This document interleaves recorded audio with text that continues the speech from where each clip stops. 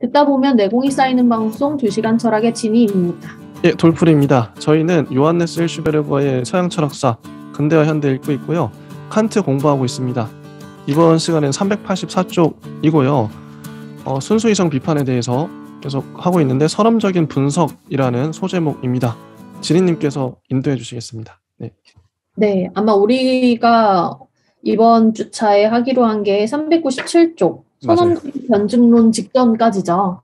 그래서 선험적인 분석에 우리가 칸트 선험 철학이라고 얘기하는 지점들이 좀 정리가 되어 있을 것 같고요.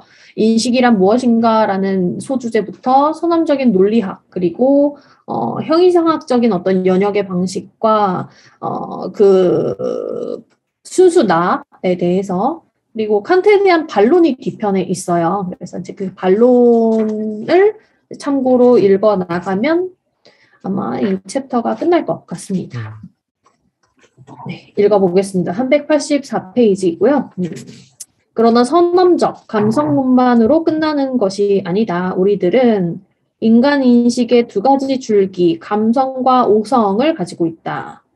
이제 왜냐하면 우리들의 인식은 심정의 두 가지 원천에서 생겨나는데, 첫 번째는 관념, 표상들을 받아들이는 능력, 인상을 받아들이는 것이고, 두 번째, 이런 관념, 표상들을 통해서 대상을 인식하는 능력, 개념의 자발성이다. 그래서 두 가지를 구분을 하죠.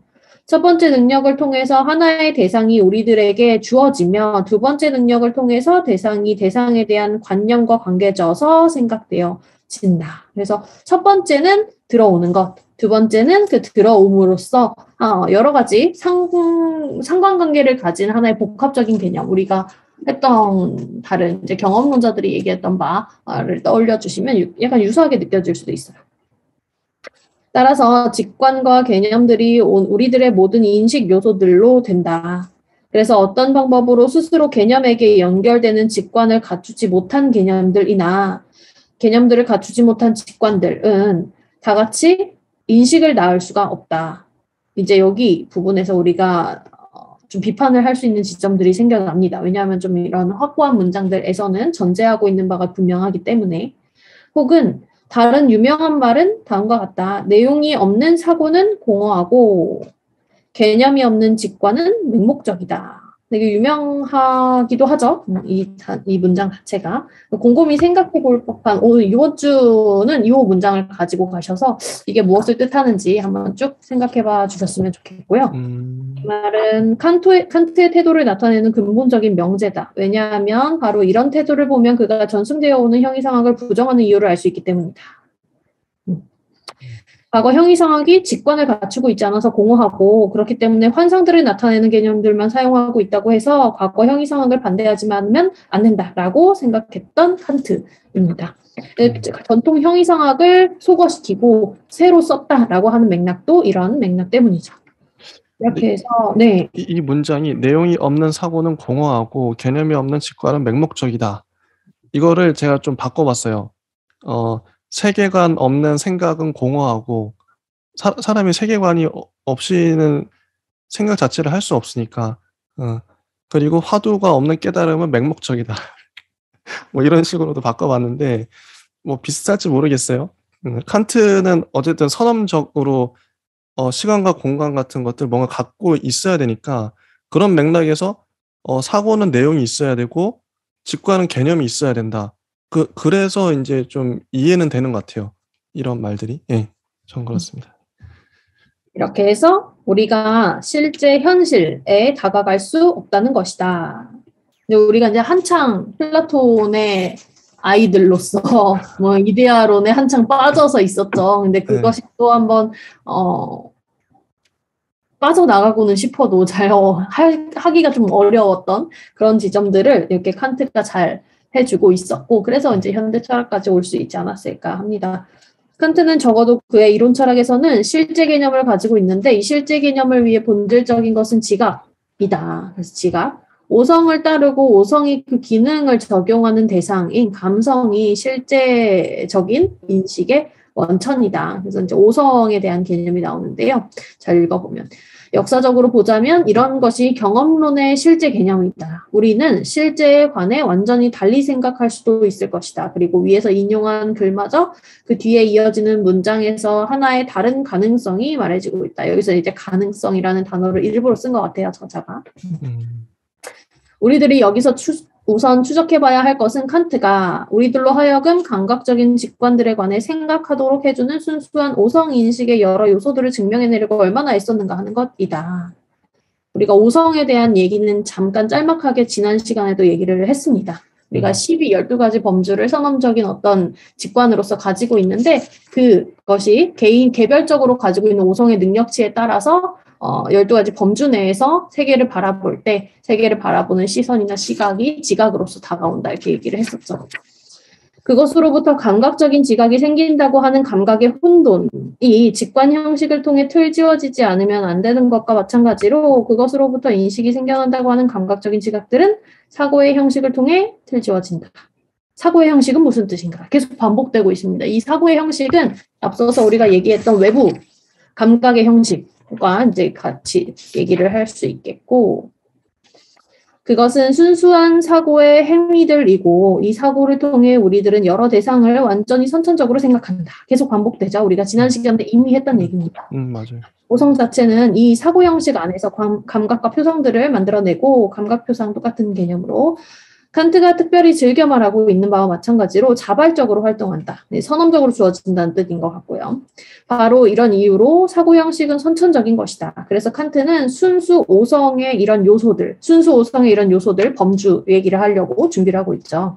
감성이나 경험이 뒤섞이지 않게 하면서 오성 능력 자체의 분석을 통해 발견해내려고 한다. 그리고 그는 특별히 순수 오성의 영역 전체를 완전하게 실은 이런 요소들의 완벽한 일람표를 작성하려고 한다. 일람표 나왔습니다. 이제 범주 카테고리가 나오게 됩니다. 와, 이 표의 전제가 선언적 논리학의 한 부분이다.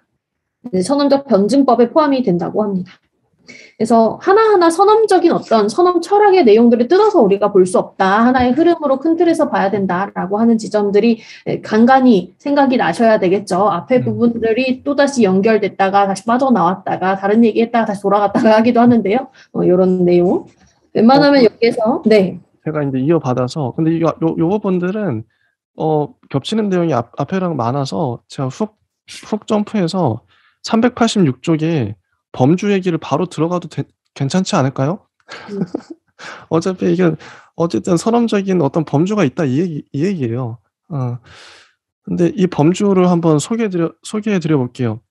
이 범주표에선 근데 재밌는 게 범주표의 판단들이 있고요. 그리고 이 판단들에 맞춰서 또 범주들이 있어요. 조금 다른 것 같아요. 이 차이에 대해서도 좀 저희가 얘기해봐야 되긴 하는데 한번 얘기를 들어볼게요. 범주표에는 판단들이 다음과 같이 분류된다. 1번 양에 따라 전칭적, 특칭적, 단칭적. 2번 질에 따라 긍정적, 부정적, 무한적. 3번 관계에 따라 정언적, 가언적, 선언적. 그다음에 4번 양상에 따라 개언적, 실현적, 필연적으로 나눠진다고 하고요. 그리고 이 판단들에 알맞춰서 다음과 같은 범주들이 있다고 합니다. 1번 양에 따라서 단일성, 수다성, 총체성이 있고요.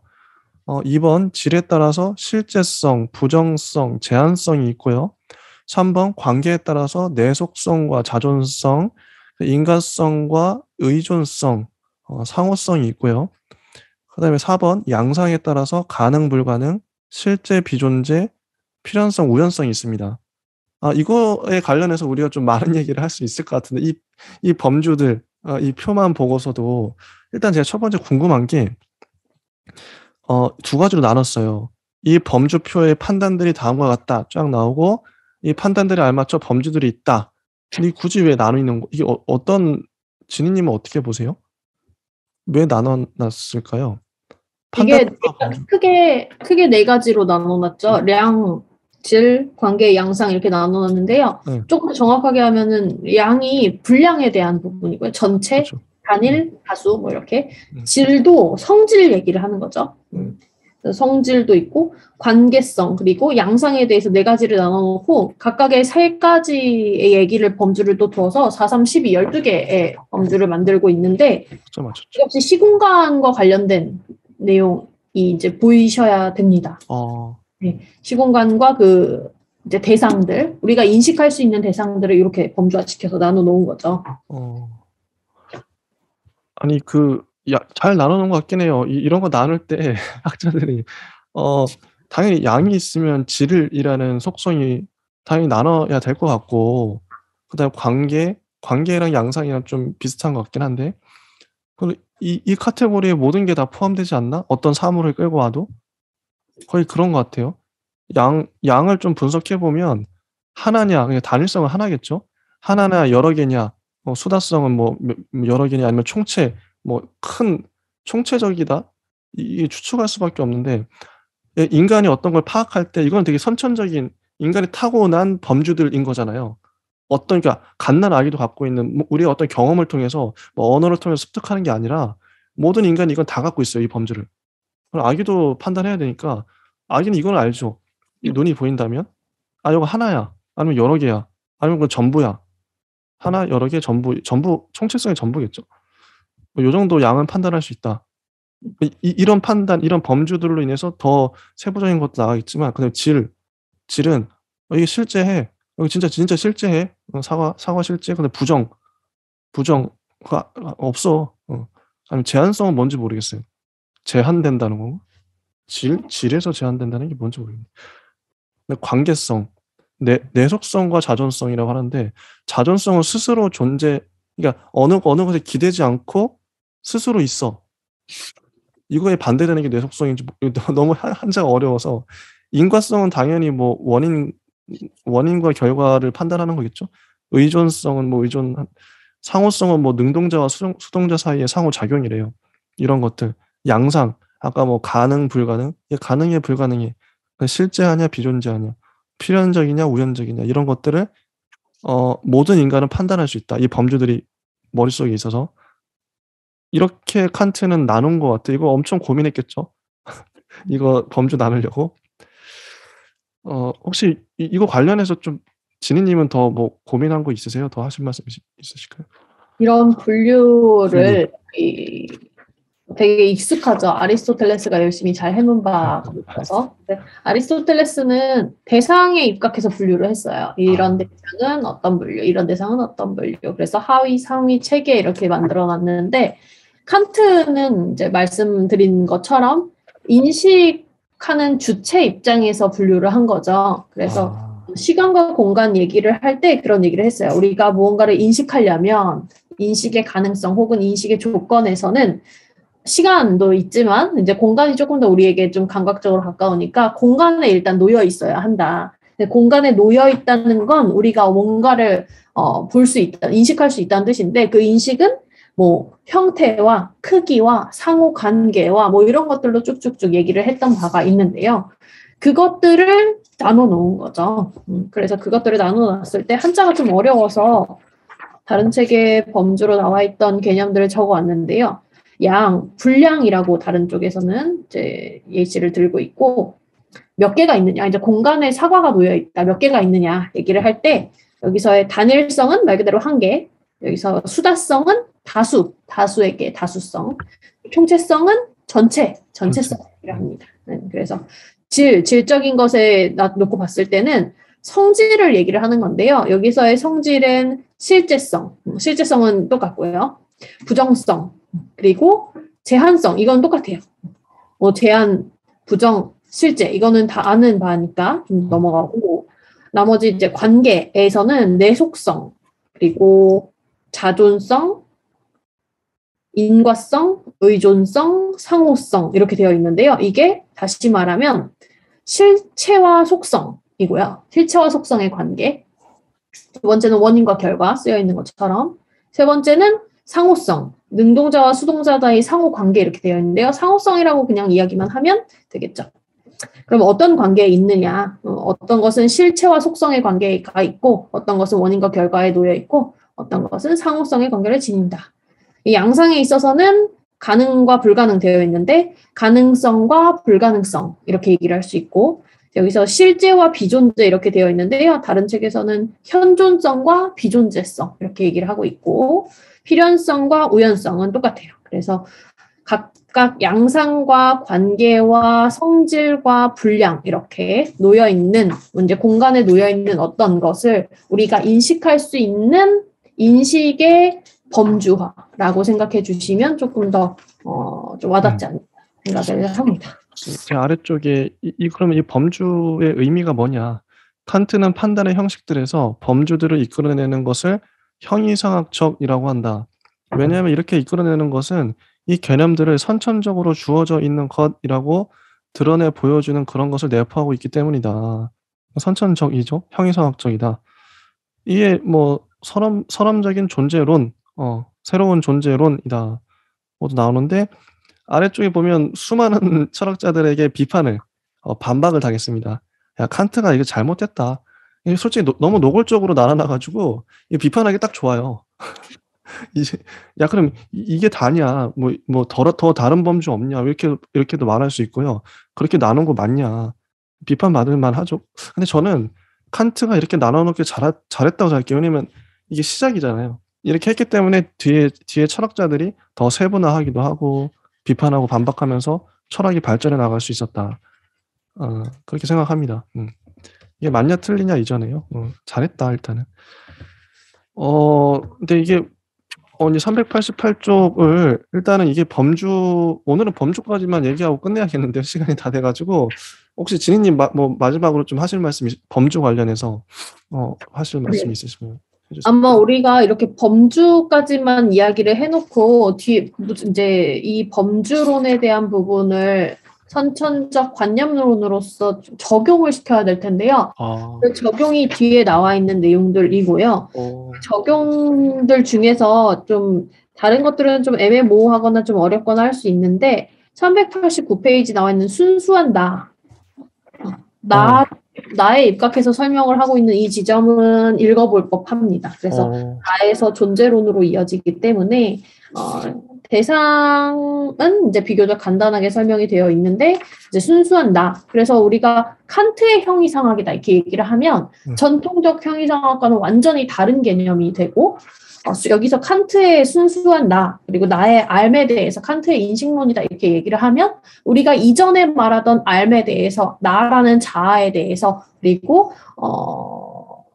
주체 개념까지 아직 나오지 않았지만 그 자아 개념이나 인식 개념에 입각한 다른 칸트의 개념이 이제 전개가 되기 때문에 좀 다르게 이해를 하셔야 될 부분입니다. 그래서 그 부분을 좀 잘 읽어 오시거나 해서 뒤에 부분 우리 본격적으로 선험적인 변증론에서 정리를 잘 해 나가면 우리 아주 간단하게나마 힐시베르거가 써놓은 칸트를 좀 이해할 수 있지 않을까 싶습니다.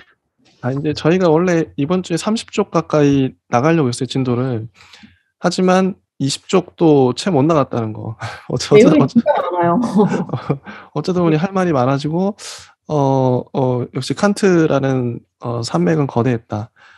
자, 오늘 한번 정리하는 좀 맥락에서 오늘 어떠셨나요? 진희님은 전반적으로 칸트 했었죠. 네. 칸트 우리가 지난번에 저작과 생애를 할 때 아주 간략하게나마 칸트가 어떤 사람인지와 더불어서 칸트의 논의 자체가 합리론과 경험론을 종합 또는 이제 그 한계를 넘어서려고 했던 시도가 있었다 이 정도로 알고 이제 시작을 했는데 사실 순수 이성 비판에는 그가 이야기했던 코페르니쿠스적 전환처럼 거대한 어떤 기획이 있었고 그 전제도 사실은 되게 단단해요. 근데 이 이제 전제가 현대에 와서는 많은 비판이 일는다는 이유는 그 전제가 흔들릴 수 있다는 점. 그러나 우리가 좀 명확히 해야 될 부분은 전통 형이상학이라든지 칸트 이전의 논의와는 완전 다른 시각에서 칸트가 보고 있기 때문에 여기에다가 그 잣대를 들이우면 칸트는 할 말이 없을 거예요. 그래서 물 자체 대체 뭐냐, 너는 무슨 생각을 하냐, 뭐 이렇게 얘기를 하면 사실 칸트에 관심 없다 이렇게 끝날 수도 있는 것이기 때문에 칸트가 생각하고 말하는 그 생각하는 주체, 생각한 인식 그리고 가능성이라는 키워드, 그 가능성의 조건들에 우리가 입각해서 조금 더 주력해서 읽어 나가자 이렇게 정리를 하고 있습니다. 네, 좋습니다. 저희가 388쪽 첫 번째 문단부터 다음 시간에 한번 이어서 진행해 보도록 하겠습니다. 여기까지 하고요. 오늘 짧지만 강렬했네요. 네, 되게 유익한 시간이었던 것 같습니다. 예, 감사합니다. 감사합니다.